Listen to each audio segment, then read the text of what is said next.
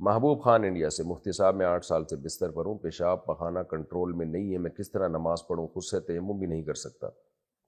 دل سے دعا کرتا ہوں اللہ تعالیٰ آپ کو شفا عطا فرمائے، اور نماز آپ ایسے پڑھیں کہ جتنا کر سکتے ہیں اتنا کر لیں، طہارت جتنی حاصل کر سکتے ہیں۔ 2 نمازیں اکٹھی پڑھیں۔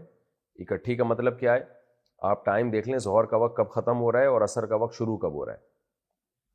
تو آپ نے کیا کیا، جیسے 4:30 بجے فرض کر لیں ظہر کا وقت ختم ہو رہا ہے، تو آپ نے 4:15 بجے اپنے آپ کو صاف کیا، اگر پاسبل ہے آپ کے لیے۔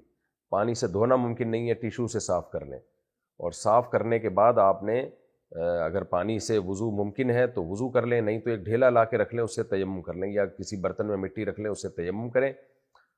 پھر آپ نے کیا کیا، 4:30 بجے فار ایگزامپل ظہر کا وقت ختم ہو رہا ہے، تو 4:25 پہ آپ نے نیت باندھ لی، یا 4:20 پہ آپ نے نیت باندھ لی، ادھر ظہر کی نماز پڑھی، فوراً ہی عصر کا وقت داخل ہو جائے گا، تو اسی تیمم سے آپ نے فوراً عصر کی نماز، یا اسی وضو سے آپ نے فوراً عصر کی نماز پڑھ لی۔ تو مغرب عشاء میں بھی ایسے جمع کریں، اور ظہر عصر کو بھی اس طرح جمع کریں، تو جتنا ہو سکتا ہے اتنا کریں آپ۔